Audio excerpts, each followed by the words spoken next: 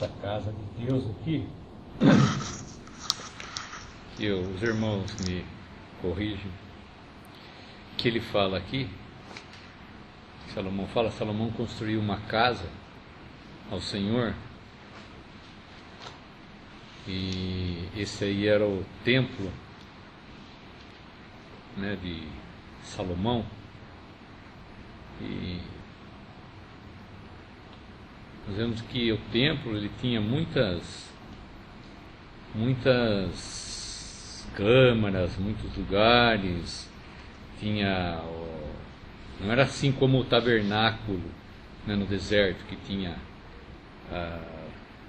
o lugar santo e o santo dos santos, o altar, a pia, né, e dentro lá do lugar santo tinha a mesa dos pães, o castiçal, né? Então, mas esse templo aqui que ele está falando, na casa de Deus, o homem que podia entrar na casa de Deus aqui, seria no templo, né? E exatamente o lugar onde ele fala aqui, parece que não dá a entender exatamente que lugar quando ele entrava na casa de Deus, né? Se era para oferecer algum sacrifício, se exatamente para oferecer algum sacrifício, ou como os sacerdotes, porque tinham no templo de Salomão também tinha os cantores, eles entravam até o átrio dos cantores, mas quem entrava lá no Santo dos Santos era o sacerdote. Então nesse templo de Salomão aqui você podia entrar, né, porque tinha outras coisas para se fazer lá dentro do templo de Salomão. Inclusive tem o muro das lamentações, né, onde eles fazem orações, mas eles entravam, dava assim permissão para que se entrasse no templo, não no lugar santo, né, e no santo dos santos. E a casa de Deus hoje não é um templo, né? O homem confunde igreja com templo, né? O que nós conhecemos, esse Deus não habita em templo feito por mãos de homens. Deus, aqui ele fala que Deus está nos céus.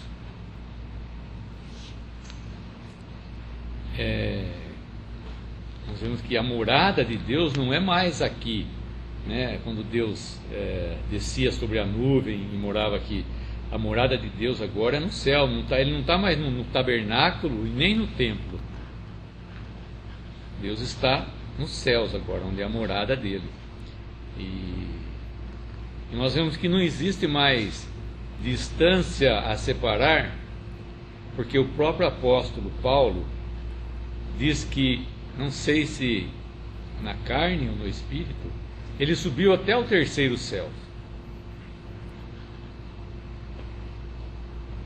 Ele subiu, então, para ouvir coisas indizíveis ou inefáveis, alguma coisa assim, que ele subiu até a presença de Deus.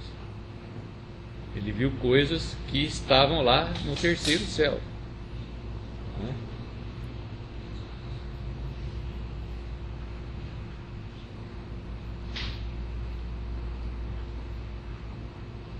Claro que nós estamos falando aqui do homem sobre a terra, né? Mas essa distância aqui não existe mais do homem sobre a terra e o Deus lá no céu, Pai nosso que estais no céu, né? Não existe mais isso, não existe distância a separar agora o homem em quem habita o Espírito Santo, que pôde entrar pelo sangue de Cristo no lugar santo e no santo dos santos, na própria presença de Deus agora. Então não existe mais essa distância, né, do homem terreno. Existe a diferença do homem terreno, cujo Deus está no céu, e do homem celestial, que está assentado juntamente com Cristo nos lugares celestiais, que nos fala Efésios aí, né? Nós já estamos assentados com Cristo. Sabemos que essa essas três últimas dispensações, elas são assim chamadas porque dispensação significa uma administração de uma casa. E nós vemos que nessas três últimas dispensações, né, da lei, a dispensação do mistério, da graça e a dispensação do milênio, e a dispensação da plenitude dos tempos, significa que Deus está em relação com o homem, mas uma relação diferente de como era antes da lei. Antes da lei não havia uma casa de Deus sobre a terra. Então, vindo a lei, Deus estabeleceu, né, essa relação com o homem, com uma dispensação, e então ele administra, né, essa dispensação, essa casa, conforme a sua santidade, conforme os seus desígnios. E nós estamos vendo aqui essa casa de Deus como sendo realmente essa dispensação estabelecida por Deus aqui na terra, em que o homem está em relação com Deus. Então, seja qual for a profundidade de acesso que um israelita tinha, nesse caso aqui, ele tinha a noção de que ele estava na presença de Deus, ele estava na casa de Deus. Davi nos Salmos, ele fala que alegrei-me quando me disseram, vamos à casa do Senhor. Pararam nossos pés junto às tuas portas, ó Jerusalém, e assim por diante. Então eles tinham noção de que eles estavam diante de Deus, estavam na casa de Deus, indo a Deus para oferecer sacrifícios, mas nós sabemos que eles mesmos, as pessoas, os israelitas, não entravam nesse lugar, sequer no lugar santo, né? E muito menos no Santo dos Santos, para oferecer esse sacrifício, mas eles levavam o sacrifício e os sacerdotes faziam isso por eles, e apresentavam a Deus o sacrifício por eles. Então, seja qual for essa aproximação que eles alcançassem ter, né, todavia eles tinham essa noção de que eles estavam indo na casa de Deus. E nesse lugar, eles tinham consciência, ou deveriam ter essa consciência, de não ir de qualquer maneira. Eles tinham os próprios limites, os próprios freios, as coisas que eles deviam fazer, a maneira como eles deveriam se comportar, se vestir, eles deviam andar nessa casa. Então, essas coisas aqui são instrutivas, porque hoje nós não temos nem o templo de Salomão, não temos o tabernáculo no deserto, não temos o templo de Salomão, e temos a igreja, a casa de Deus.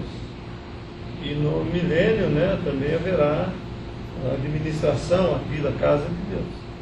Então, há um comportamento que convinha para os israelitas sob a lei, e um comportamento que convém a nós também para estarmos na casa de Deus, e certas coisas que nós devemos fazer como Deus requer. Vamos fazer para a dignidade, né, de Deus, como Ele espera que nós façamos.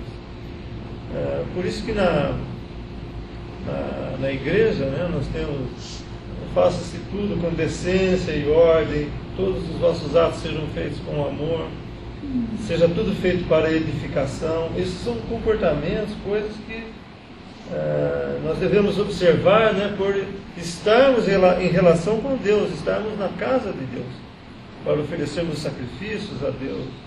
E nós sabemos que os nossos sacrifícios são sacrifícios espirituais a Deus, assim como deles eram sacrifícios de animais, sacrifícios materiais, pães, faziam a oferta de manjares e tudo mais, né, no Antigo Testamento. Então essa relação com Deus convém, tem uma maneira própria de se relacionar com Deus. No Novo Testamento, agora na igreja, nós não temos regras, não temos vestimentas como os sacerdotes, por exemplo, que eles tinham que usar determinados. Nós não temos isso, mas nós temos o Espírito Santo que pode nos guiar aquilo que é conveniente, aquilo que é decente, aquilo que é em ordem, aquilo que que vai honrar, glorificar a Deus, e não fazer da casa de Deus uma casa comum. Andar na casa de Deus como eu ando na minha casa, por exemplo, não seria próprio. Então cada coisa, né, tem o seu devido lugar. E eu acho que aqui ele está se referindo a essa maneira um pouco abstrata, né, um pouco moral, né, mais moral do que física, provavelmente, da casa de Deus. Outra coisa que nós já comentamos bastante também nesse livro é que a relação, né, do homem no mundo, suas paixões, os seus desejos, e no fim nós vemos que tudo perde-se, porque o homem não aproveita uma vida temporária aqui, né?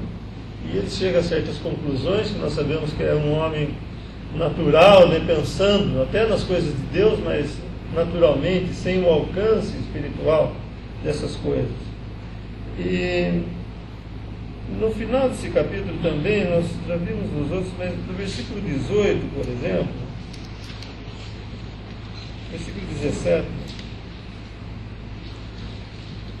e de haver comido todos os seus dias nas trevas, e de haver padecido muito enfado, e enfermidades, e cruel furor, eis aqui o que eu vi, uma boa e bela coisa, comer e beber e gozar cada um do bem de todo o seu trabalho, em que trabalhou debaixo do sol, todos os dias da sua vida, que Deus lhe deu, porque esta é a sua porção. E quanto ao homem, a quem Deus deu riquezas e fazenda, lhe deu poder para delas comer e tomar sua porção e gozar do seu trabalho, é dom de Deus. Porque não se lembrará muito dos dias da sua vida, porquanto Deus lhe responde na alegria do seu coração. Vamos comparar isso com 1 Coríntios, capítulo 7, que nós já vimos, já foi citado no versículo aqui, de 1 Coríntios 15, né? Comamos e bebamos e amanhã morreremos. Parece que o tom geral desse livro, né, gira mais ou menos em torno disso. Comamos e bebamos, amanhã morreremos. Vamos gozar a vida aqui. E na verdade não é assim, né? O homem espiritual, ele não pensa dessa maneira. Não é esse o objetivo dele.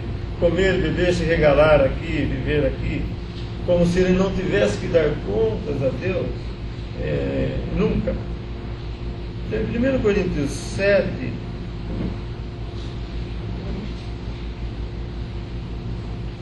versículo 29.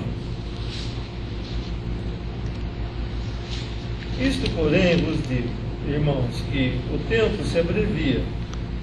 O que resta é que também os que têm mulheres sejam como se as não tivessem, e os que choram como se não chorassem, e os que folgam como se não folgassem, e os que compram como se não possuíssem, e os que usam deste mundo como se dele não abusassem, porque a aparência desse mundo passa. E bem quisera eu que estivesseis sem cuidado.